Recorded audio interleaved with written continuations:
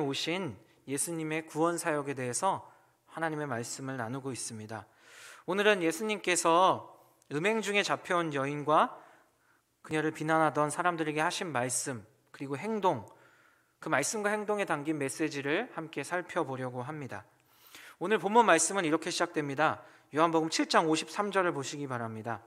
예수님에 대하여 논쟁을 벌이던 7장에서 이 예수님에 대해서 논쟁을 벌이던 산헤드린 공회 의원들이 어떠한 결론도 내리지 못한 채 집으로 돌아갔다라는 말씀이 7장 53절에 나오고, 이어서 동시에 8장 1절에 예수님께서 감람산으로 가신 장면이 본문 말씀에 등장하여 오늘의 말씀이 시작됩니다. 산헤드린 공회원들은 집으로 돌아갔고 예수님은 감람산으로 가셨다. 이 두 장면이 대조되면서 오늘의 말씀이 시작됩니다. 먼저 예수님께서 감람산으로 가셨다는 것에 우리는 주목해야 합니다. 감람산, 올리브산이라고도 불리는 이 산은 예루살렘 동편에 있는 산으로 예수님께서 습관을 따라 즐겨 찾으시던 곳입니다. 예수님은 이곳에 자주 가셨는데 왜 가셨을까요? 제 눈을 본다고 답이 나오지 않습니다. 왜 가셨을까요? 기도하러 가셨습니다. 감람산은 예수님께서 습관을 따라 기도하시던 기도 장소였습니다. 예수님에 대해 적대적인 감정을 가졌던 산헤드린 공의회는 집으로 돌아갔다고 말하는데, 그들은 그 전에 7장을 보면 자기들끼리 열띤 토론을 벌였습니다. 하지만 그 토론 끝에 결론을 내리지 못한 채 집으로 돌아갔다고 합니다. 반면에 예수님은 하나님의 뜻을 구하기 위해 어디로 가셨다고요? 늘 습관을 따라 기도하시던 감람산에 가셨다고 성경은 말합니다. 자기들 뜻대로 하나님의 뜻에는 관심 없고 자기들의 기득권을 지키기 위한 것에만 관심이 있던 이 바리새인들, 서기관들, 종교 지도자들, 그들이 중심이 됐던 이 산헤드린 공회의 사람들은 아무런 결론을 내리지 못한 채 집으로 돌아갔지만, 예수님은 습관적으로 기도하시기 위해, 하나님의 뜻을 구하는 그 기도를 드리기 위해, 그 뜻대로 행하시기 위해 오늘도 기도의 자리로 가시는 것을 우리는 대조해서, 비교해서 볼 수 있습니다. 대비되는 산헤드린 공회원들과 예수님이 기도하러 가셨던 이 장면을 통해 우리는 오늘 예수님과 이 산헤드린 공회의 사람들이 함께 한 여인을 앞에 두고 하는 말과 행동을 통해 하나님의 메시지를 발견할 수 있습니다. 잘 생각해 보시기 바랍니다. 이 첫 장면을, 산헤드린 공의의 사람들, 바리새인들과 서기관들은 자신들 뜻대로 예수님을 잡아서 죽이려 했던, 하지만 그것이 의견 충돌이 나서 어떠한 결론도 내리지 못한 채 집으로 갔다고 성경은 말하고, 예수님은 하나님의 뜻을 구하기 위해 감람산으로 가셨다. 이 두 장면을 기억하며 오늘의 사건을 보시기 바랍니다. 먼저 산헤드린 공회가 무엇인지 우리는 살펴볼 필요가 있습니다. 산헤드린 공회는 유대인들의 최고 의결기관인 동시에 통치기관이었습니다. 성경에서는 주로 공회라고 소개됩니다. 모세가 임명한 70인의 장로회가 그 기원을 두고 있는데, 대제사장이 의장이며 공회원은 바리새인들, 사두개인들, 서기관, 장로, 그리고 백성의 대표들로 구성되어 있습니다. 로마 통치하에서도 정치 문제, 사형권은 로마에게 있었지만 그 사형권, 즉 정치 문제를 제외한 이스라엘의 입법과 사법을 총괄하는 최고 의결기관이 바로 이 산헤드린 공회였습니다. 이들은 모든 것을 만장일치로 결정했습니다. 그렇기 때문에 예수님에 대한 예수님을 바라보는 이 시선도 조금씩 다른 것 때문에 결론을 내리지 못하고 집으로 돌아간 것이었습니다. 이들은 주로 율법을 해석하고 종교 재판을 주관하며 성전의 치안을 유지하는 문제들을 다루었습니다. 산헤드린 공회의 구성원들은 유대 사회에서 막강한 영향력을 가지고 있었습니다. 쉽게 말해서 이 사람들한테 찍히면 어떻게 돼요? 요한복음에 나오는 단어로 출교, 즉 이스라엘 공동체 안에서, 이 유대 공동체 안에서 살아갈 수가 없었습니다. 그런 막강한 영향력을 가지고 있던 사람들이 바로 이 산헤드린 공회원 사람들, 바리새인, 서기관들, 종교 지도자들이었습니다. 그런 그들에게 갑자기 등장한 예수님은 자신들의 기득권을 위협하는 눈의 가시 같은 존재였습니다. 예수님을 함정에 빠뜨리고 죽이기 위한 그들의 노력은 계속되고 있었습니다. 하지만 번번이 실패하자 이번에는 더 큰 함정을 파고 오늘 예수님을 찾아온 것이었습니다. 감람산에서 기도하신 후 성전으로 돌아와 백성들을 가르치고 계신 예수님, 이 예수님을 산헤드린 공회원이었던 서기관들과 바리새인들이 찾아왔습니다. 그들은 자기들끼리만 온 것이 아니라 음행 중에 현장에서 잡힌 여자를 함께 데리고 왔습니다. 그들이 음행 중에 잡힌 여자를 끌고 와서 가운데 세우고 예수님께 물어봅니다. 4절과 5절입니다. 예수께 말하되 선생이여 이 여자가 간음하다가 현장에서 잡혔나이다. 모세는 율법에 이러한 여자를 돌로 치라 명하였거니와 선생은 어떻게 말하겠나이까? 여러분 생각해 보시기 바랍니다.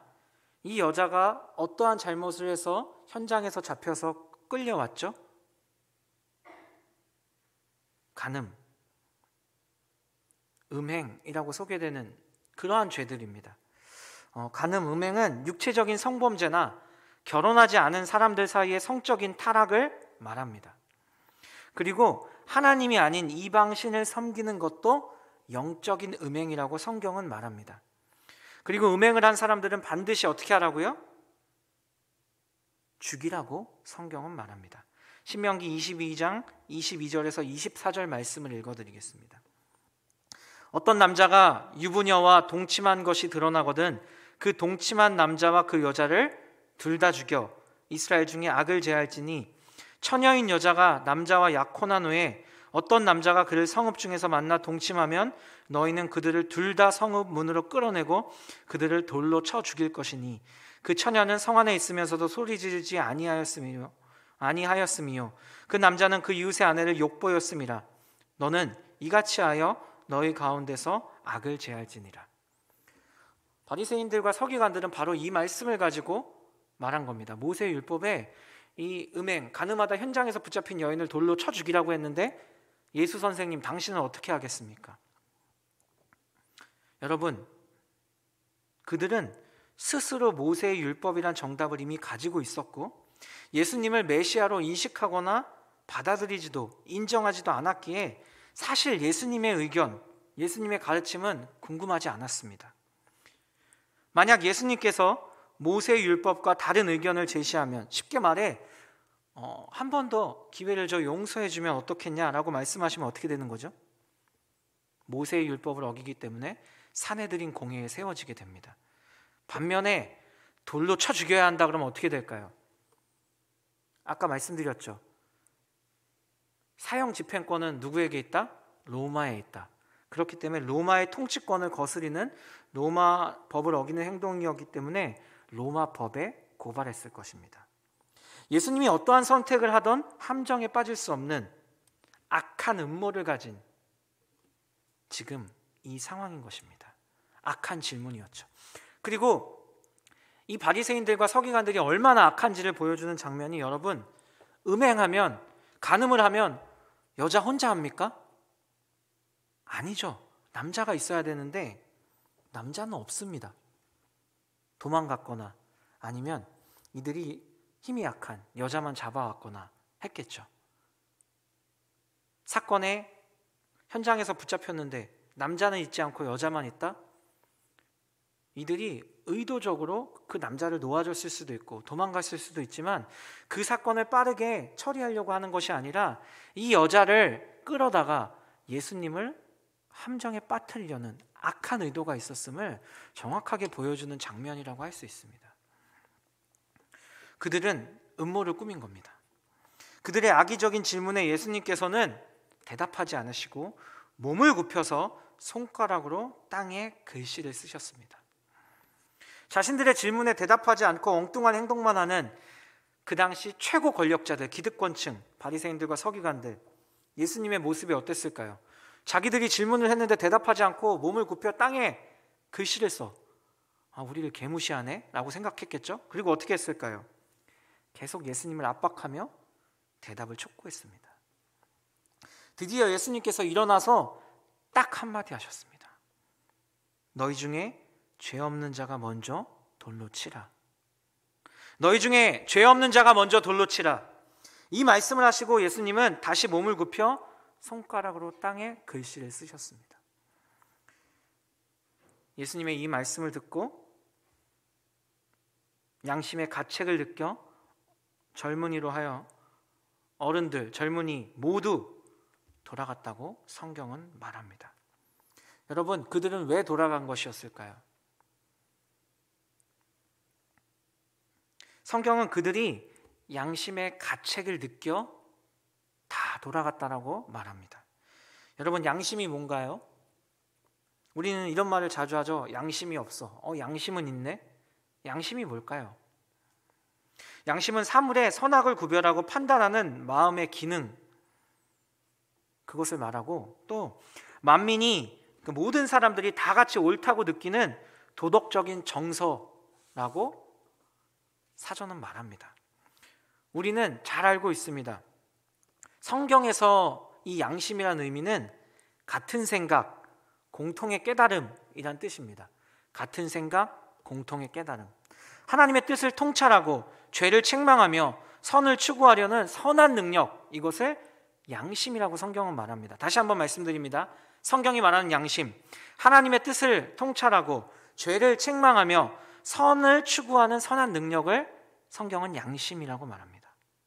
성경은 양심이 이러한 역할들을 한다고 말합니다. 하나님의 뜻을 통찰하고 죄를 책망하며 선을 추구할 수 있도록 돕는다. 선악을 분별하며 죄를 책망하며 기쁨의 근원이 되고 하나님을 향하게 하는 것이 양심이라고 성경의 여러 곳에서 말합니다. 그 자리에 있던 모든 사람들이 양심의 가책을 느꼈다라고 말합니다. 예수님의 말과 행동을 보고들은 그들이 공통의 깨달음을 얻게 된 것입니다. 자신의 죄를 깨닫게 된 것입니다. 지금 자신의 행동이 잘못된 것임을 거기 있는 모든 사람들이 공통적으로 알게 된 것입니다. 그들의 양심이 형제의 눈 속에 있는 티는 보고 내 눈 속에 있는 들보는 깨닫지 못하는 그들의 자신의 그 모습을 책망한 것이죠. 그래서 그들은 모두 그 자리를 떠난 것입니다. 사람들은 예수님께서 땅에 글씨 쓰신 그 내용이 무엇인지에 대해서 많은 관심을 가집니다. 많은 성경학자들이 십계명이나 여러 가지 죄의 목록을 쓰셨을 거라고 추측합니다. 하지만 여러분, 성경에 기록되어 있지 않은 땅에 예수님이 쓰신 그 글씨의 내용, 그것보다 중요한 것이 바로 이 말씀입니다. 너희 중에 죄 없는 자가 먼저 돌로 치라. 우리는 이 말씀에 더 집중해야 합니다. 몸을 굽혀 땅에 글씨를 쓰시는 행동, 이 두 번의 행동도 중요합니다. 하지만 이 말씀이 더 중요합니다. 예수님을 고발하려는 음모로 몰려온 바리새인과 서기관들, 그리고 그들이 마련해 놓은 이 정죄의 현장을 즐기고 있는 군중들, 그들의 양심이 예수님의 말씀, 그 말씀에 반응한 겁니다.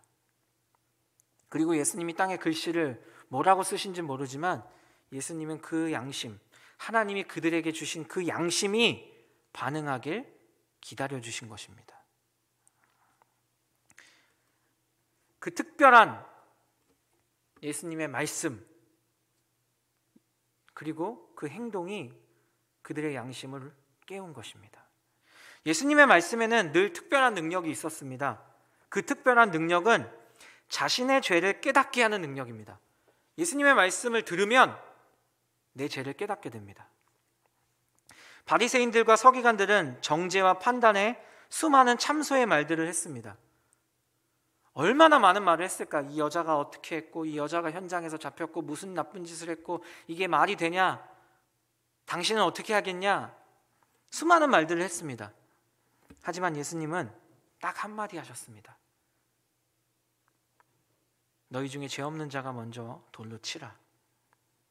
수많은 말보다 딱 한마디, 그 예수님의 말씀은 자신의 죄를 깨닫게 하시고, 그리고 공의로 판단하시는 심판의 모습을 보여주시는 말씀이었습니다.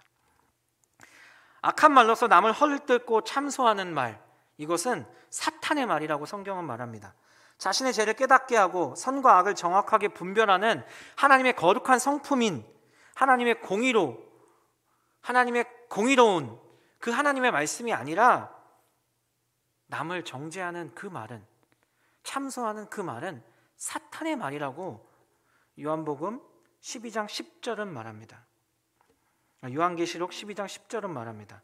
내가 또 들으니 하늘에 큰 음성이 있어 이르되 이제 우리 하나님의 구원과 능력과 나라와 또 그의 그리스도의 권세가 나타났으니 우리 형제들을 참소하던 자, 곧 우리 하나님 앞에서 밤낮 참소하던 자가 쫓겨났고, 바리새인들과 서기관들처럼 남의 죄를 계속해서 지적하고 끄집어내고 자신이 심판의 자리에 서려고 하는 이 참소자들, 그들의 말은 사탄의 말이라고 예수님께서는 말씀하시고 그들이 최후의 심판을 받게 될 것이라고 성경은 분명히 증언합니다.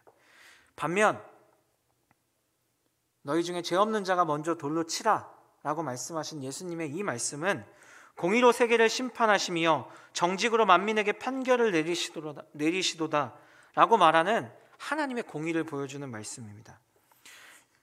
너희 중에 죄 없는 자가 먼저 돌로 치라, 이것을 두 부분으로 나누면 너희 중에 죄 없는 자가 먼저고 돌로 치라가 두 번째가 됩니다. 예수님은 먼저 말씀을 통해 죄를 깨닫게 하십니다. 마태복음 5장 27에서 28절 말씀을 읽어드리겠습니다. 또 간음하지 말라 하였다는 것을 너희가 들었으나 나는 너희에게 이르노니 음욕을 품고 여자를 보는 자마다 마음에 이미 간음하였느니라. 여러분, 예수님은 율법을 없애려고 오신 게 아니라 율법을 완성하려 오셨습니다. 성경이 말하는 율법은 뭐라고 하죠? 간음하면 돌로 쳐 죽이라 라고 말합니다. 하지만 예수님은 그 율법을 완성하셨습니다. 너희가 마음으로, 생각으로 음욕을 품고 간음했으면 이미 한 거다, 똑같은 죄다 라고 말합니다. 여러분, 우리가 매일마다 인생을 살아가면서 행동으로 죄를 짓지 않지만 마음과 생각으로 죄를 질 때가 얼마나 많아요. 여러분, 이거 회개하십니까? 성경은 분명히 말합니다. 생각과 마음으로 한 것도 이미 한 거다, 행동한 것과 똑같다 라고 예수님은 말씀하십니다. 음욕을 품고 여자를 보는 자마다 마음에 이미 간음하였습니다. 마음으로 한 것도 이미 한 것이라고 말합니다. 예수님은 음행한 자는 돌로 쳐 죽이라는 모세의 율법, 이것을 이렇게 완성하셨습니다. 행동은 하지 않았지만 마음으로 음욕을 품은 사람도, 마음으로 간음한 사람도 이미 죄를 범한 것이라고 말씀하셨습니다. 현장에 있던 바리새인들과 서기관들, 예수님을 함정에 빠뜨리기 위해 끊임없이 예수님을 쫓아다녔기 때문에 이미 예수님께서 산상수훈에서 하신 이 말씀을 들었을 것입니다. 마음으로 범죄한 것도 죄를 범한 것이라는 이 말씀을 들었을 것입니다. 너희 중에 죄 없는 자가 먼저 돌로 치라고 말씀하셨을 때 수많은 사람들이 예수님의 이 말씀이 생각났을 것입니다. 마음으로 행한 죄도 우리가 철저히 회개해야 하는 죄다. 너희 중에 죄 없는 자가 있느냐? 너희 중에 마음으로 음행을 품고 미워하고 마음으로, 생각으로, 속으로 남을 욕하지 않은 사람이 있느냐? 마음으로 살인한 사람이 얼마나 많으냐? 그것도 너희가 회개해야 될 죄다, 같은 죄다 라고 예수님은 다시 한번 이들에게 말씀하신 겁니다. 너희 중에 죄 없는 자가 있느냐? 이 말씀을 듣고 양심의 가책을 느낀 사람들은 모두 돌아가고 예수님과 여인만 남았습니다.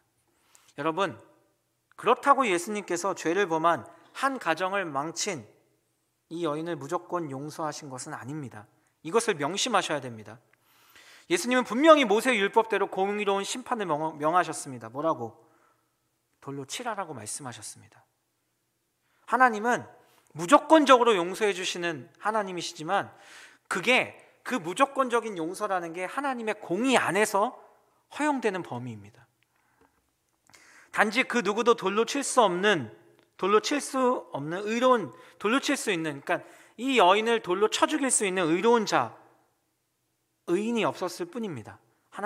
예수님은 분명히 돌로 치라는 모세 율법을 지키셨습니다. 죄에 대한 심판은 오직 공의로운 하나님만이 하실 수 있음을 보여주는 장면입니다. 그곳에서 죄가 없는 사람은 예수님밖에 없잖아요. 예수님만이 심판할 수 있다는 것입니다. 무슨 말이죠? 죄의 심판은 하나님께 있다는 것입니다. 우리가 주변에 죄를 범한 사람들을 보고 정죄할 수 없는 근거가 바로 이것입니다. 하나님께서 심판하시지, 하나님께서 우리를 심판자의 자리에 앉힌 적이 단 한 번도 없다라는 것입니다. 이것을 기억하시기 바랍니다. 그리고 예수님은 여인에게 말씀하셨습니다. 나도 너를 정죄하지 아니하노니 가서 다시는 죄를 범하지 말라 하시니라. 여러분, 여기서 뭐라고 말씀하시죠? 예수님은 용서하시지만 말씀하십니다. 다시는 죄를 범하지 말라. 여러분, 회개가 뭔지 아십니까? 회개? 6개월 동안 쌓아놨던 죄를 수련회 가서 눈물 콧물 다 쏟으며 하나님 제가 잘못했어요 라고 회개하는 것, 혹은 매일 기도할 때마다 주일마다 하나님 제가 이번 한 주간 살면서 잘못했어요 라고 회개하고 기도하는 것, 이거 회개 아닙니다. 아셔야 됩니다. 회개는 이 말씀입니다. 다시는 죄를 범하지 않는 것, 다시는 같은 죄를 반복하지 않는 게 회개입니다. 내가 습관적으로 짓는, 내가 악한 마음으로 짓는 그 죄에서 완전히 돌이켜 그 죄를 다시 짓지 않는, 그게 회개입니다. 이것을 명심하시기 바랍니다. 예수님은 율법에 담긴 하나님의 공의로운 심판의 정신, 이것을 분명하게 실천하셨습니다. 하지만 예수님은 율법에 담긴 하나님의 공의로운 심판의 정신은 무조건 벌을 내리는 것이 아니라 스스로 죄를 깨닫고 철저히 회개해서 그 죄에서 떠나 하나님께로 돌아오게 하는 용서와 사랑임을 우리에게 알려주고 계신 겁니다. 로마서 13장 10절은 우리에게 말합니다. 사랑은 율법의 완성이니라. 사랑은 율법의 완성이다. 예수님께서는 이 사건을 통해 하나님의 공의로운 심판, 더불어 하나님의 그 율법에 담긴 그 율법의 진정한 의미인 사랑도 보여주셨습니다. 돌로 치라 명하셨지만 예수님은 용서하게 하셨고 다시 같은 죄를 범하지 말라는 놀라운 회개의 교훈을 주셨습니다. 율법 그대로 지켜 공의를 이루셨고 율법에 담긴 참된 의미인 용서와 사랑, 그것을 이루셨습니다. 성경은 우리에게 공의와 정의를 통한 완전한 복음, 그것을 이야기합니다. 여러분, 우리가 보통 요한복음 3장 16절을 외우잖아요. 하나님이 세상을 이처럼 사랑하사 독생자를 주셨으니 뭐예요? 그 다음 뭐죠? 여러분 다 알잖아요. 네, 그를 믿는 자는 멸망하지 않고 어떻게 된다고요? 영생을 얻게 된다. 그런데 여러분, 그 다음 17절의 말씀이 정말 중요합니다. 이것도 외우셔야 됩니다. 하나님이 그 아들을 세상에 보내신 것은 세상을 심판하려 하심이 아니라 그로 말미암아 세상을 구원하기 위해서 오셨다는 것을 요한복음 3장 17절은 말합니다. 예수님께서 오신 것은 심판하러 오심이 아닙니다. 죄를 깨닫게 하고 죄에서 완전히 돌이켜 구원하기 위해 이 땅에 오신 겁니다. 물론 하나님은 공의로운 심판도 하십니다. 하지만 우리에게 분명히 회개할 기회를 주신다는 것을 아셔야 됩니다. 완전히 돌이킴, 죄에서 완전히 돌이키는 것, 이것을 여러분 꼭 기억하셔야 됩니다. 여러분, 사순절 예수님의 십자가를 묵상해야 됩니다. 예수님의 십자가에 담긴 의미가 바로 이 말씀에 담긴 의미와 같습니다. 예수님의 십자가에는 하나님의 공의와 하나님의 용서, 하나님의 사랑이 완벽히 담겨져 있습니다. 여러분, 죄의 결과는 죽음입니다. 죄의 싹은 사망입니다. 죄를 지으면 벌을 받아야 됩니다. 그 벌이 바로 죽음입니다. 여러분, 우리는 죄인입니다. 성경은 말하죠. 의인은 없나니 아무도 없다. 한 명도 없다. 우리 모두 죄인입니다. 우리 죄를 지었으니까 어떻게 해야 돼요? 당연히 죽어야 합니다. 그런데 예수님께서 우리를 대신해서 죽으신 겁니다. 아까 말씀드렸죠. 죄를 판단할 수 있는 사람, 죄인을 심판할 수 있는 사람, 그것을 해결할 수 있는 사람은 죄가 없는 예수님밖에 없다고. 그래서 예수님께서 우리 모든 인류의 죄를 대신해서 십자가에서 죽으신 겁니다. 쉽게 이렇게 생각하잖아요. 하나님, 우리를 그냥 사랑하면 예수님 죽이지 말고 우리 용서해주면 되지 않냐. 근데 그것은 공의로운 하나님, 공의로운 하나님이 스스로의 그 공의를 절대 깰 수 없습니다. 공의로운 하나님은 반드시 죄를 범한 사람에게 벌을 내리십니다. 그런데 그 벌을 우리에게 내리신 것이 아니라 예수님께 돌리신 겁니다. 그래서 십자가는 하나님의 공의, 그것을 예수님께 돌려 예수님을 우리의 죄를 대신해 그 죄의 형벌, 죽게 하심으로 완전한 공의를 보여주신 게 예수님의 십자가입니다. 동시에 우리를 향한 용서, 우리를 너무나 사랑해서 자신의 아들을 죽게 한 그 사랑을 보여주신 게 또한 십자가 사건입니다. 여러분, 이것을 기억하셔야 됩니다. 우리는 예수님의 십자가를 보고 양심의 가책을 느껴야 됩니다. 여러분, 십자가를 보면 무슨 생각이 드십니까? 십자가를 목에 걸고 계시잖아요. 무슨 생각을 들고 그것을 목에 걸고 바라보고 계십니까? 양심의 가책을 느껴야 됩니다. 하나님의 공의와 하나님의 용서와 사랑을 생각하시고 묵상하셔야 됩니다. 그리고 기도의 자리, 말씀의 자리, 회개의 자리, 예배의 자리로 빨리 나오셔야 됩니다. 예수님께서 죄를 범한 여인에게 명령하신 것은 이것입니다. 다시 같은 죄를 반복하지 말라. 즉 거룩입니다. 거룩. 하나님께서 우리에게 명령하신 것이 바로 그것입니다. 거룩. 내가 거룩하니 너희도 거룩해야 된다. 우리가 어떻게 거룩해질 수 있을까요? 하나님께 붙어 있어야 됩니다. 거룩하신 하나님께 붙어 있어야만 거룩해질 수 있습니다. 인간은 죄인이기 때문에 스스로 거룩해질 수 없습니다. 그래서 디모데전서 4장 5절은 우리에게 거룩의 방법을 알려줍니다. 하나님의 말씀과 기도로 거룩하여짐이라. 여러분, 오늘 이 사건을 통해 우리는 분명한 것을 알 수 있습니다. 하나님의 공의, 그 공의로운 심판은 분명히 있다. 하나님은 우리에게 회개를 바라시고 우리의 죄를 깨닫게 하신다. 하나님은 용서와 사랑을 베풀어 주신 하나님이시다. 그리고 그것이 어디에 나타났다고요? 십자가에 완벽히 나타났다. 하나님의 공의로운 심판을 위해 예수님이 십자가에서 우리를 대신해서 죽으셨다. 그리고 십자가는 우리를 향한 용서와 하나님의 완벽한 사랑을 보여주는 것이다. 십자가를 보고 우리는 양심의 가책을 느껴야 한다. 회개의 자리로 나아가야 된다. 말씀과 기도로 나아가 거룩에 참여해야 된다. 하나님께 꼭 붙어 있어야 한다. 여러분, 이것이 사순절 하나님께서 우리에게 말씀하시는 복음입니다. 여러분, 말씀을 듣는 데서 그치고 깨달았고 양심의 가책을 느끼고 찔리는 데서 그치시면 안 됩니다. 말씀대로 살기 위해 노력해야 합니다. 성경은 읽으라고 주신 책이 아닙니다. 살라고 주신 책입니다. 이 말씀대로 살라고. 그러니 꼭 기억하시고 철저히 죄를 회개하시고, 같은 죄를 반복하지 않는 게 회개라고 말씀드렸습니다. 말씀과 기도의 자리로 가서 거룩을 위해 노력하시기 바랍니다. 예수님께서 우리를 위해 십자가를 지셨습니다. 여러분, 이 가늠하다 현장에서 잡힌 여인이 가서 또 죄를 범했을까요? 저는 안 했을 거라 생각합니다. 놀라운 용서를 경험했기 때문입니다. 놀라운 사랑을 맛보았기 때문입니다. 그것보다 더 놀라운 용서와 사랑이 예수님이 이 땅에 오셨고 우리를 위해 죽으신 사건입니다. 여러분, 부족합니까? 예수님이 우리를 위해 십자가에서 죽으셨는데 뭐가 부족합니까? 그 예수님을 기억하고 날마다 회개하고 하나님께로 나아가 거룩을 위해 살아가는 우리 대치동교회 여호수아 청년부가 되기를 주님의 이름으로 축원합니다.